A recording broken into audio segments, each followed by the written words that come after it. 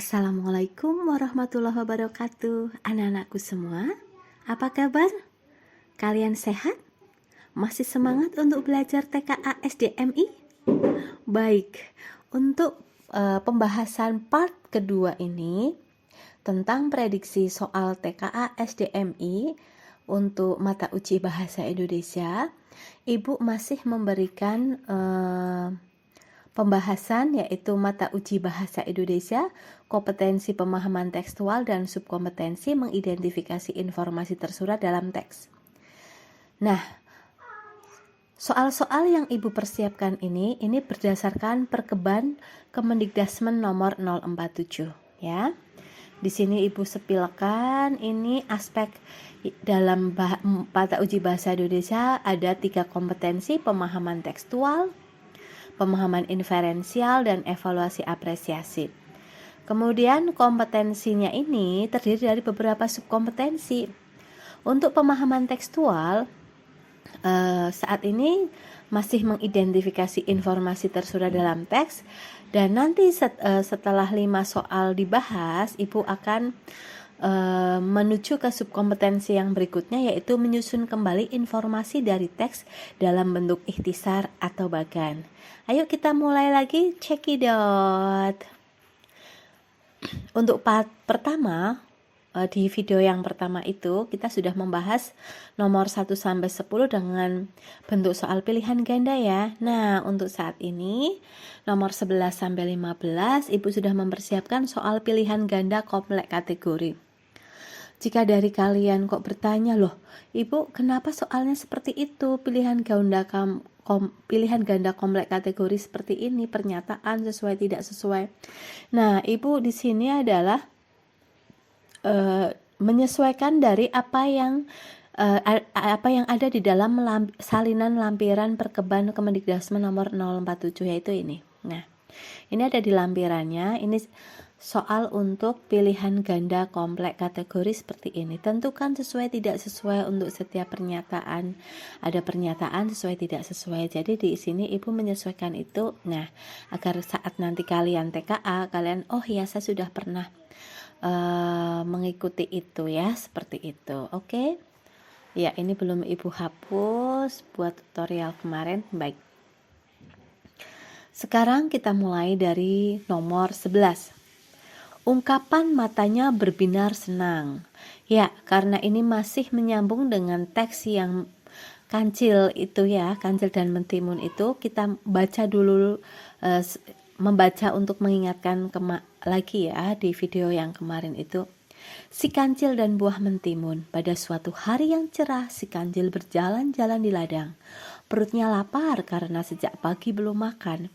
Ia pun mencari-cari makanan di sekitar ladang. Tak lama kemudian ia melihat kebun mentimun yang hijau dan segar. Matanya berbinar senang. Aku sangat lapar, mentimun ini pasti enak dan segar, gumam si kancil.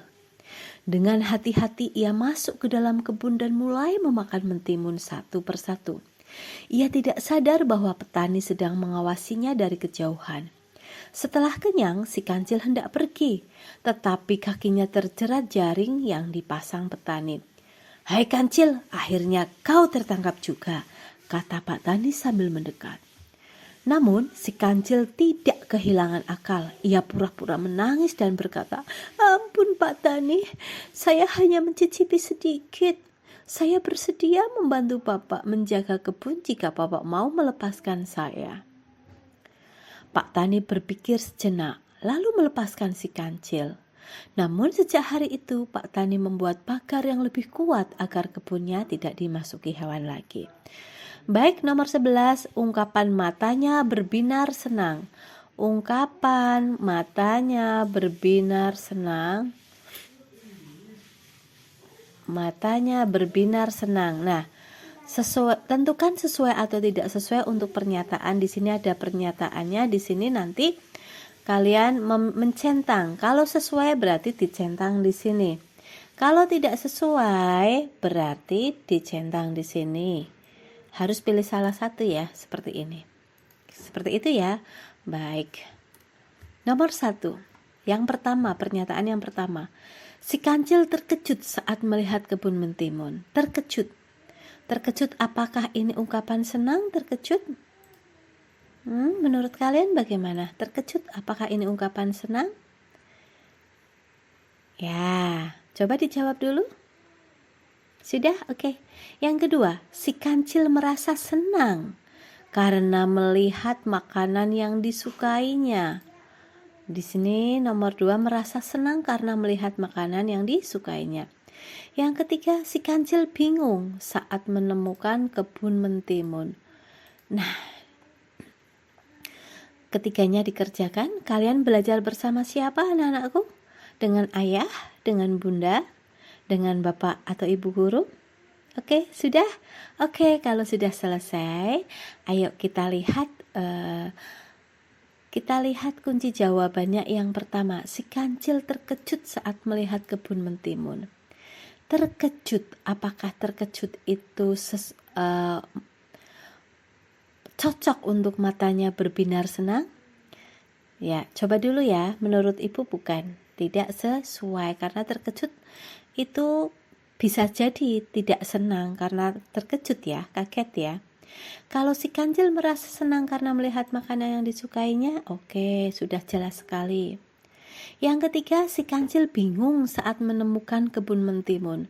Bingung itu bukan sesuatu yang senang ya, orang bingung ya. Oke, jadi jawaban menurut ibu tidak sesuai dan tidak sesuai. Kita lihat di kunci jawaban. Oke, nomor 11. Jawabannya tidak sesuai, tidak sesuai. Kita lihat. Tidak sesuai, tidak sesuai. Ya, betul jawabannya. Ungkapan matanya berbinar senang menunjukkan kebahagiaan atau kegembiraan, bukan rasa terkejut ataupun rasa bingung. Si kancil senang melihat makanan yang disukainya, yaitu mentimun. Lanjut, nomor 12. Ungkapan tidak kehilangan akal. Ungkapan tidak kehilangan akal. Kancil memang cerdik ya. Dia ketika kakinya kena jerat yang dipasang oleh Pak Tani, si kancil ini tidak kehilangan akal ya. Yang tepat gimana coba ini ya. Si kancil tetap berpikir cepat meski dalam keadaan terdesak. Tidak kehilangan akal itu berarti artinya dia cerdas ya. Si kancil tetap berpikir cepat. Berpikir cepat itu adalah cerdas, pinter ya. Kalau menurut ibu, menurut kalian benar, sesuai atau tidak sesuai? Kerjakan. Oke?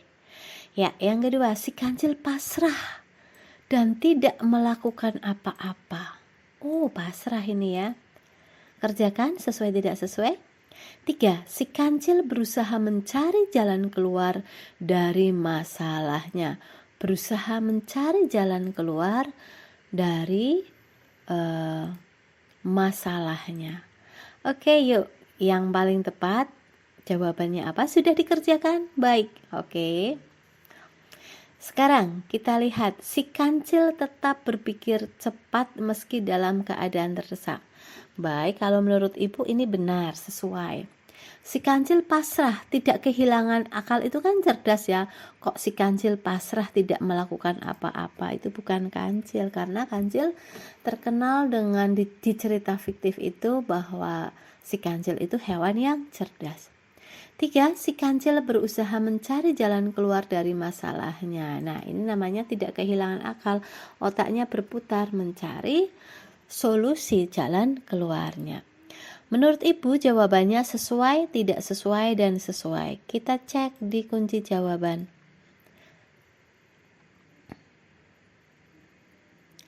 Jawabannya sesuai, tidak sesuai, sesuai. Cek lagi. Sesuai, tidak sesuai, sesuai. Iya, betul. Kita simak pembahasannya. Tidak kehilangan akal berarti masih bisa berpikir cerdas atau mencari solusi saat menghadapi masalah. Seperti si kancil yang berpura-pura menangis untuk bebas. Ini hebat dia si kancil ya, berpura-pura menangis, salah satu kecerdikannya. Lanjut sekarang nomor 13. Ungkapan pura-pura pura-pura menangis. Untuk nomor 13, ungkapan pura-pura menangis. Tentukan sesuai atau tidak sesuai untuk setiap pernyataan berikut dengan mencentang pada kolom yang tersedia. Pura-pura menangis. Ya, pertama, si kancil benar-benar merasa bersalah kepada Pak Tani. Benar-benar merasa bersalah. Oke. Pura-pura menangis. Yang pertama, si kancil benar-benar merasa bersalah kepada Pak Tani. Yang kedua, si kancil berpura-pura sedih agar dikasihani Pak Tani. Berpura-pura sedih. Ya, yang ketiga, si kancil menggunakan tangis sebagai siasat. Tangis sebagai siasat agar bisa bebas. Nah, si kancil benar-benar bersalah pada Pak Tani. Si kancil berpura-pura sedih agar dikasihani Pak Tani. Si kancil menggunakan tangis sebagai siasat agar bisa bebas. Menurut kalian jawabannya apa? Oke? Yuk. Kalau menurut Ibu, karena ini ungkapan pura-pura menangis ya, pura-pura menangis, kalau menurut Ibu, yang pertama si kancil benar-benar merasa bersalah kepada Pak Tani. Itu tidak sesuai ya menurut Ibu ya. Oke, si kancil berpura-pura sedih, pura-pura menangis berarti sama saja dengan pura-pura sedih ya. Oke. Berarti sesuai. Yang ketiga, si kancil menggunakan tangis sebagai siasat agar bisa bebas. Betul, tangisnya tangisan bohongan ya, karena tangis sebagai siasat. Kan kita mengenal kalau kancil itu memang sangat cerdik. Kita cek dengan kunci jawabannya. Tidak sesuai. Coba dicek. Iya, tidak sesuai. Baik, pembahasannya si kancil tidak sungguh-sungguh menangis karena bersalah, tapi menggunakan tangis sebagai strategi agar dilepaskan oleh Pak Tani. Wah, luar biasa sekali si kancil ini ya. Memang terkenal kan di dongeng fiktif kalau si kancil itu terkenal dengan cerdiknya. Baik, nomor 14. Ungkapan akhirnya kau tertangkap juga. Ini ungkapan yang disampaikan oleh Pak Tani ya. Akhirnya kau tertangkap juga. Tentukan sesuai tidak sesuai. Yang pertama, Pak Tani sudah lama menunggu kesempatan menangkap si kancil. Pak Tani sudah lama menunggu kesempatan menangkap si kancil. Menunggu kesempatan menangkap si kancil. Ungkapan akhirnya kau tertangkap juga. Pak Tani sudah lama menunggu kesempatan menangkap si kancil. Nah, menurut kalian sesuai atau tidak sesuai? Yang kedua, si kancil baru pertama kali masuk ke kebun mentimun. Kalau baru pertama kali, apa mungkin Pak Taninya menyampaikan akhirnya kau tertangkap juga seperti itu? Ya, baru pertama kali. Ya, menurut kalian sesuai atau tidak sesuai? Yang ketiga, Pak Tani merasa berhasil setelah usaha menangkap kancil. Iya, Pak Tani merasa berhasil setelah usaha menangkap kancil ya, dengan cara memasang apa ya? Memasang tali ya. Baik, sekarang yang pertama, Pak Tani sudah lama menunggu kesempatan menangkap si kancil. Menurut Ibu jawabannya yang pertama, karena ungkapan akhirnya kau tertangkap juga. Berarti Pak Tani sudah berusaha sejak lama, ingin sekali menangkap si kancil yang suka mencuri mentimun. Sesuai. Si kancil baru pertama kali, tidak mungkin pertama kali, karena ungkapannya Pak Tani saja sudah menunjukkan bahwa si kancil itu sudah berkali-kali masuk ke kebun mentimunnya. Ya, betul? Oke, sekarang yang ketiga. Pak Tani merasa berhasil setelah usaha menangkap kancil. Berarti artinya untuk yang ketiga ini sudah merasa berhasil setelah usaha menangkap kancil, berarti ungkapan akhirnya kau tertangkap juga sesuai ya. Baik. Oke, itu untuk ungkapan akhirnya kau tertangkap juga.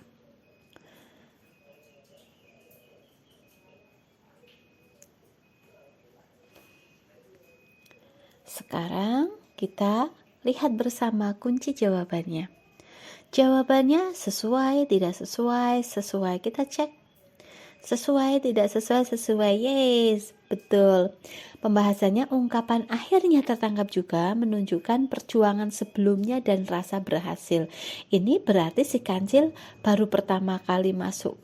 Ini bukan berarti ya salah kalau si kancil pertama masuk ke kebun Pak Tani. Baik, sekarang nomor 15.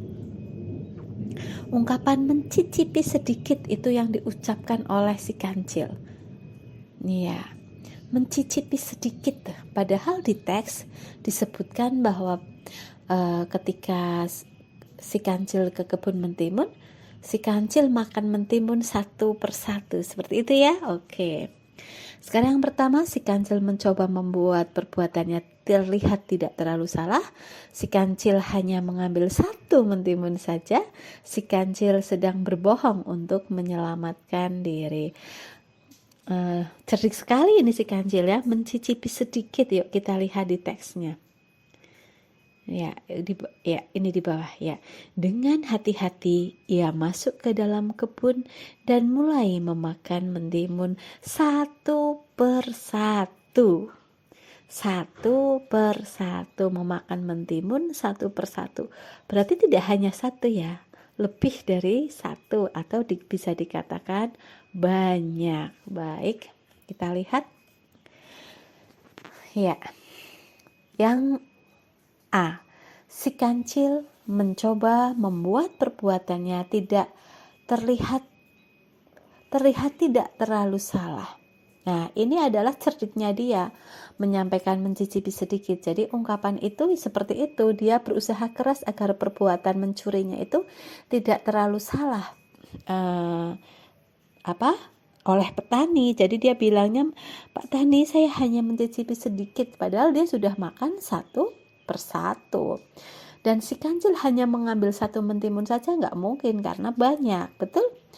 Kemudian berarti yang pertama sesuai, yang kedua tidak sesuai, yang ketiga si kancil sedang berbohong untuk menyelamatkan diri. Iya, sesuai. Jawabannya yes, sesuai, tidak sesuai, dan sesuai. Betul. Tidak sesuai dan sesuai. Jadi yang tidak sesuai itu yang hanya mengambil satu mentimun saja. Kalimat mencicipi sedikit adalah strategi si kancil agar perbuatannya terlihat ringan. Faktanya ia sudah makan banyak, jadi dia berbohong untuk menyelamatkan diri.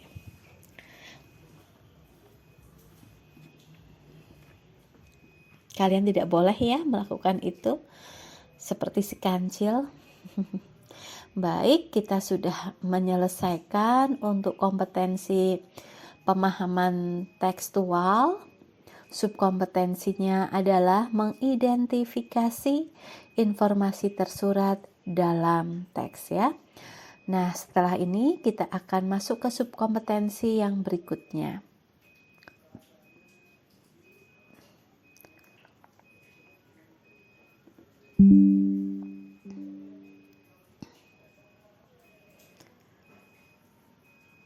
Ya, ini kita akan masuk ke subkompetensi berikutnya, yaitu menyusun kembali informasi dari teks dalam bentuk ikhtisar atau bagan.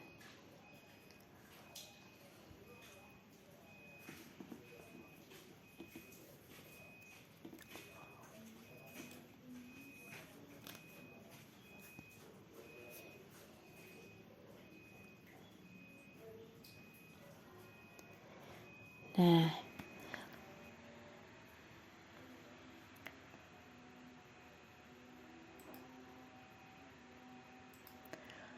mata uji bahasa Indonesia, kompetensi pemahaman tekstual, subkompetensi menyusun kembali informasi dari teks dalam bentuk ikhtisar atau bagan. Di sini ada konsumsi gula berlebihan dan dampaknya teks untuk soal nomor 1 sampai nomor 2. Kita baca terlebih dahulu. Makan makanan yang terlalu manis seperti permen, minuman kemasan, atau kue seringkali menjadi kebiasaan banyak anak.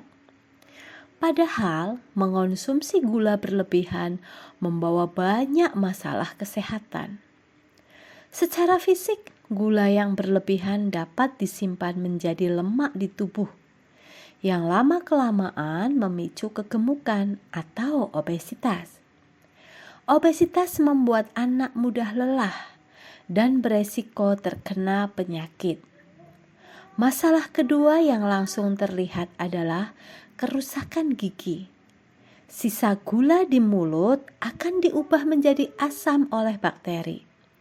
Lalu asam ini akan mengikis gigi hingga berlubang. Selain fisik, gula juga memengaruhi konsentrasi belajar. Setelah makan manis, anak biasanya merasa sangat berenergi atau naik energinya. Tetapi setelah itu energinya cepat sekali turun drastis. Penurunan ini membuat anak jadi sulit fokus, mudah mengantuk dan sulit mengatur emosi. Untuk menghindari masalah ini, para ahli gizi menyarankan pengurangan konsumsi makanan dan minuman manis secara bertahap. Orang tua disarankan mengganti camilan manis dengan buah-buahan segar, dan anak-anak diajak lebih sering minum air putih daripada minuman berperisa. Nomor 1. Manakah ikhtisar yang paling padat dan lengkap mengenai dampak negatif konsumsi gula berlebihan berdasarkan teks di atas? Pertanyaannya adalah manakah ikhtisar yang paling padat dan lengkap? Ikhtisar yang paling padat dan lengkap sesuai dengan teks ini ya.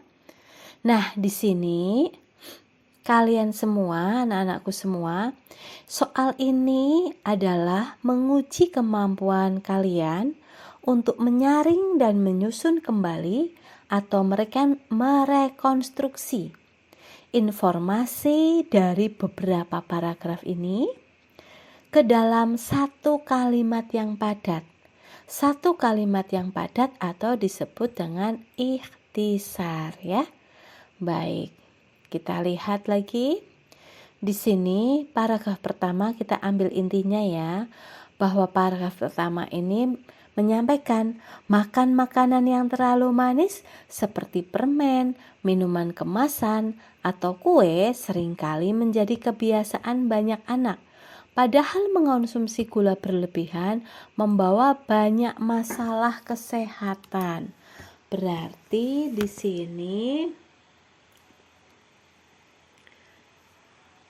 Yang pertama ini adalah makan makanan manis ini membawa banyak masalah. Oke.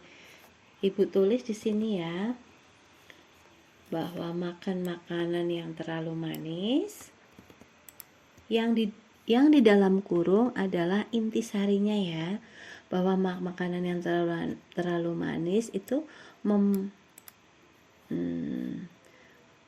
membawa banyak masalah kesehatan. Oke. Kemudian yang kedua, ini akan Ibu cetak tebal ya. Ya, karena ini adalah inti dari paragraf pertama. Paragraf kedua, secara fisik gula yang berlebihan dapat disimpan menjadi lemak di tubuh, yang lama-kelamaan memicu kegemukan atau obesitas. Ini di sini disampaikan bahwa gula itu memicu obesitas. Obesitas membuat anak mudah lelah dan berisiko terkena penyakit. Masalah kedua yang langsung terlihat adalah kerusakan gigi. Oke, seperti ini. Nah, sehingga nanti kalian lebih jeli, lebih teliti dalam mengerjakannya atau memilih jawabannya. Paragraf ketiga, selain fisik, gula juga memengaruhi konsentrasi belajar Setelah makan manis, anak biasanya merasa sangat berenergi, energinya naik. Setelah itu, energinya cepat sekali turun drastis. Penurunan ini membuat anak jadi sulit fokus, mudah mengantuk, dan sulit mengatur emosi. Baik, berarti di sini intinya di paragraf ketiga adalah menurunkan konsentrasi. Menurunkan konsentrasi belajar. Apalagi? Kemudian ini ya, energinya naik, kemudian setelah itu energinya cepat turun sehingga anak sulit fokus, mudah mengantuk ya. Oke, mengantuk. Wah, seperti itu ya. Oke, dan sulit mengatur emosi. Baik. Nah, inti di paragraf ketiga, intinya adalah bahwa gula itu menurunkan konsentrasi belajar, membuat anak mudah mengantuk. Kenapa mengantuk? Karena setelah makan manis, anak biasanya merasa sangat berenergi, kemudian atau energinya naik, kemudian setelah itu energinya cepat sekali turun drastis sehingga anak gampang mengantuk. Paragraf keempat, untuk menghindari masalah ini, ahli gizi menyarankan konsumsi makan dan minuman manis secara bertahap. Jadi pengurangan makanan dan minuman manis secara bertahap. Orang tua disarankan mengganti camilan dan buah-buahan segar, dan anak-anak diajak sering minum air putih. Berarti di sini ya intinya ini ya, pengurangan makanan dan minuman manis, kemudian memperbanyak buah, ibu ketik saja, memperbanyak buah, kemudian selain itu minum air putih. Nah, seperti ini. Seperti ini biar lebih jelas. Karena apa? Kenapa ibu seperti ini ya? Kenapa di paragraf kalau ibu membuat seperti ini yang bercetak tebal seperti ini? Ini untuk memudahkan kita itu nanti akan memilih jawaban A, B, C, atau D. Karena di tahap subkompetensi menyusun kembali informasi dari teks dalam bentuk ikhtisar atau bagan, itu kalau menurut ibu tingkatannya lebih di atas yang mengidentifikasi teks secara tersurat ya. Yang pertama yang kemarin dan tadi kita bahas, karena itu mengidentifikasi teks secara tersurat, bukan secara tersirat. Kalau secara tersirat harus lebih jeli lagi kan, seperti itulah. Kalau secara tersurat jawaban itu nyata ada di dalam teks ya. Ya, sudah terpampang jelas berada di teks tersebut. Nah, kemudian kalau yang ini subkompetensi menyusun kembali informasi dari teks dalam bentuk ikhtisar, kita akan membuat ikhtisar, berarti kalimat paragraf yang dipadatkan ya. Maka kita ini salah satu jalan adalah kita itu dari tiap-tiap paragraf itu diambil kata kuncinya ya. Kata kunci paragraf pertama, makan makanan terlalu manis membawa masalah kesehatan. Paragraf kedua, mengakibatkan obesitas, kerusakan gigi. Paragraf ketiga, menurunkan konsentrasi belajar dan mudah mengantuk. Paragraf keempat, ini adalah anjuran pengurangan konsumsi makanan dan minuman manis. Kemudian anjuran memperbanyak buah dan minum air putih. Seperti itu.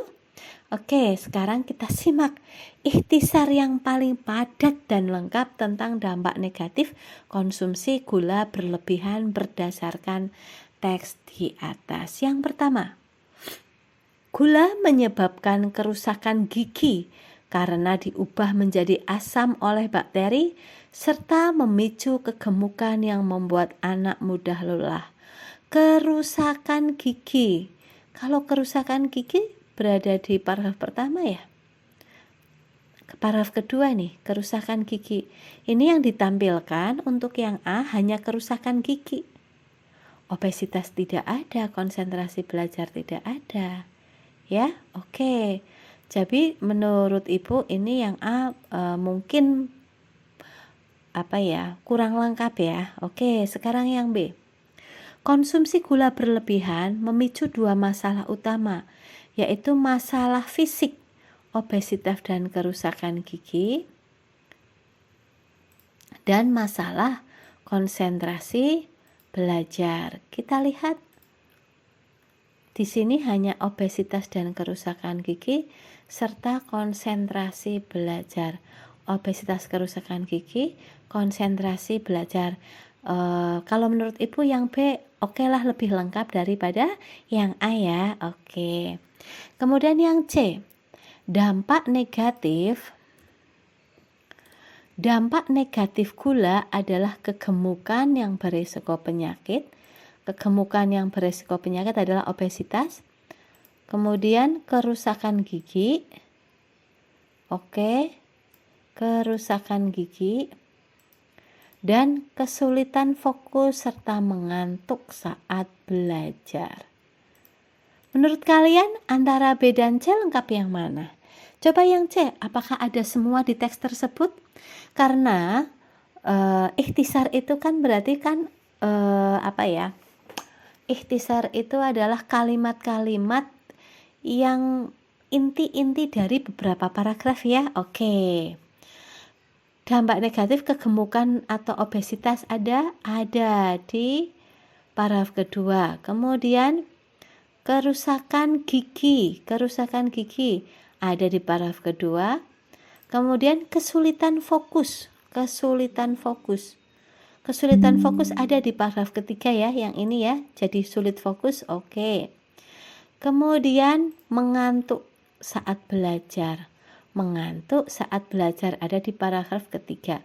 Berarti kalau yang B 1, 2, 3 obesitas, kerusakan gigi, konsentrasi belajar. Yang C kegemukan berarti 1, kerusakan gigi 2, kesulitan fokus 3, mengantuk saat belajar 4. Mungkin antara B dan C menurut kalian lengkap mana? Lengkap C? Oke, hebat. Sekarang nomor 4 yang D. Anak yang sering makan makanan manis akan mengalami penurunan energi drastis sehingga sulit fokus dan harus diganti dengan buah yang segar. Kalau yang D, anak akan mengalami penurunan energi drastis. Ini menurut Ibu tidak sesuai ya. Karena ketika makan makanan manis, anak ini akan sangat berenergi terlebih dahulu. Nih, selain fisik, gula juga memengaruhi konsentrasi belajar.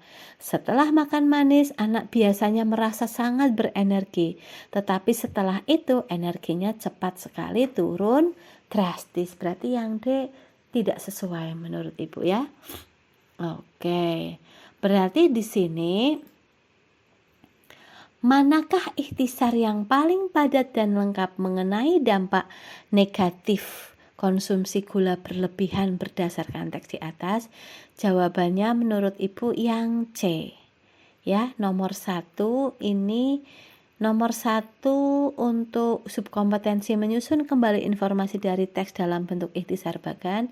Nomor 1 jawabannya yang paling tepat C. Kita simak dulu kunci jawabannya betul atau tidak. Oke, kunci jawaban menyusun kembali informasi dari teks dalam bentuk ikhtisar bagan. Jawaban C, yeay, betul. Pilihan C berhasil merangkum ketiga kategori dampak yang disebutkan dalam teks. Kegemukan, kerusakan gigi, sulit fokus, mengantuk, ya. Kemudian kalau pilihan A dan D hanya mencantumkan sebagian. Atau kalau yang tadi yang A itu kita lihat yang A hanya kerusakan gigi, yang B di sini 3 ya, yang C kan 4, berarti kan banyak yang C ya. Kemudian yang D, oke, A dan D hanya mencantumkan sebagian dampak. Pilihan B menggunakan istilah terlalu umum, masalah fisik, masalah konsentrasi sehingga kurang informatif sebagai ikhtisar yang lengkap. Jadi untuk menentukan ikhtisar yang lengkap itu lebih baik, lebih ke fokusnya, lebih ke intinya. Jadi tidak yang umum masalah fisik, masalah konsentrasi, tapi lebih ke masalah fisik di sini berarti obesitas ya, kegemukan dan kerusakan gigi. Oke. Konsentrasi belajar berarti sulit fokus dan mengantuk saat belajar. Jadi jawabannya C. Itu salah satu cara kita menentukan ikhtisar mana yang paling padat dan lengkap. Jadi antara dalam sebuah teks ini dari paragraf 1 dan sampai paragraf terakhir itu kita harus mengetahui apa sih intinya lah. Kemudian jika di situ semua yang paling lengkap berarti itu yang dipilih. Namun jika paling lengkap paling banyak tetapi ada salah satu salah dua ternyata tidak berdasarkan teks, berarti itu salah ya anak-anakku semua ya. Jadi semuanya harus berdasarkan teks. Seperti itu.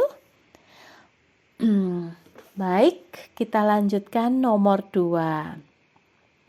Nomor 2. Untuk nomor 3 dan 4 mungkin di video next ya, karena ini sudah sampai ke menit yang ke-36, sudah sangat panjang ya. Next, video berikutnya. Sekarang terakhir nomor 2. Berdasarkan teks, jika informasi dikelompokkan dalam bagan,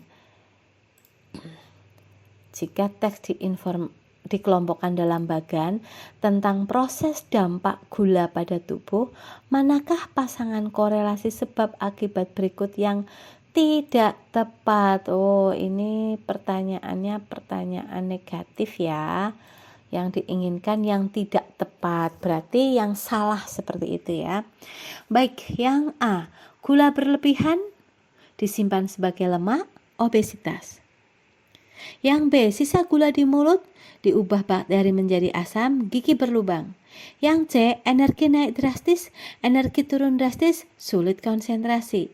Yang D, minum air putih, pengurangan makanan manis, obesitas menurun. Baik, kita lihat. Di sini yang diinginkan adalah pasangan korelasi sebab akibat. Pasangan korelasi sebab akibat. Ada sebabnya apa sehingga mengakibatkan apa, seperti itu ya. Sebab itu berarti disebabkan oleh apa, akhirnya berakibat menjadi apa, seperti itu ya. Oke. Gula berlebihan kemudian disimpan sebagai lemak menjadi obesitas. Apakah ini sebab akibat? Yang A? Iya, betul. Menurut Ibu iya, nanti kita cek setelah ini di kunci jawaban ya, tapi nggak apa-apa kan kita membahas bersama-sama ya. Gula berlebihan itu disimpan di dalam tubuh kita itu sebagai lemak ya, sebabnya. Kemudian akibatnya menjadikan obesitas atau kegemukan. Nomor A betul menurut Ibu. Nomor B, sisa gula di mulut. Gula yang ada di mulut, jika mau tidur kok tidak gosok gigi ya, maka gula tersebut diubah bakteri menjadi asam. Di gigi mulut kita itu nanti bakterinya mengubah sisa gula menjadi asam. Kemudian akibat dari itu menjadikan gigi berlubang. Yap, menurut Ibu ini benar yang B. Disebabkan oleh gula di mulut yang tidak digosok, tidak disikat gigi, kemudian diproses oleh bakteri menjadi asam, menjadikan gigi berlubang. Sama seperti tadi yang A, akibat dari gula berlebihan, kemudian diproses, disimpan di dalam tubuh sebagai lemak, kemudian berakibat menjadi obesitas. Jadi A dan B betul. Yang C, energi naik drastis, kemudian energi turun drastis menjadikan sulit konsentrasi. Ini betul ya. Ini akibat gula, energinya naik drastis, tapi setelah itu turun drastis dan menjadikan sulit konsentrasi karena anak kita tidak bisa fokus. Kalian tidak bisa fokus dan mudah mengantuk. Yang C menurut Ibu betul. Yang D, minum air putih, kemudian pengurangan makanan manis, obesitas menurun. Ini bukan sebab akibat ya. Kalau menurut Ibu ini sih kalau kita minum air putih yang banyak, kita mengurangi makanan manis, obesitasnya menurun, betul sih. Tapi ini adalah semacam cara atau solusi ya, solusi untuk obesitas menurun. Jadi menurut Ibu jawaban dari pasangan korelasi sebab akibat yang tidak tepat adalah yang D. Kita lihat kunci jawabannya. Yes, jawabannya ini kan kunci jawabannya ya, nomor 2 ya. D. A, B, dan C adalah urutan proses dampak negatif yang dijelaskan oleh teks secara eksplisit. Kalau D adalah urutan solusi. Namun urutan logis solusi di teks adalah minum air putih adalah cara mengganti atau mengurangi konsumsi manis, bukan merupakan sebab pengurangan makanan manis. Selain itu, obesitas menurun adalah tujuan atau hasil, bukan bagian langsung dari proses di teks. Jadi pilihan D adalah urutan yang paling tidak tepat secara alur korelasi. Maksudnya yang D ini adalah ini bukan hubungan pasangan sebab akibat. Itu anak-anakku semua, tidak terasa sudah 40 menit kita belajar bersama. Ibu berharap kalian belajar lebih giat, semangat, step by step, dipahami sehingga pada saatnya nanti setelah Lebaran di bulan April atau Mei kalian melaksanakan kegiatan TKA ya, itu kalian sudah siap. Oke? Cayo, semangat anak-anakku semuanya. Oh iya, perlu Ibu sampaikan bahwa TKA itu hampir sama dengan ujian nasional di waktu-waktu yang lalu, seperti itu ya. Nanti ada pengawasnya yang mengawasi, waktunya ditentukan seperti itu. Dan yang paling penting, hasil TKA ini nanti berupa sertifikat hasil tes kompetensi akademik yang akan kalian gunakan untuk mendaftar ke SMP atau MTS favorit impian kalian semuanya ya. Bismillah, kalian semangat belajar, semoga berhasil. Untuk pembahasan prediksi soal TKA SDMI part 2 ini kita akhiri. Saya ucapkan wassalamualaikum warahmatullahi wabarakatuh.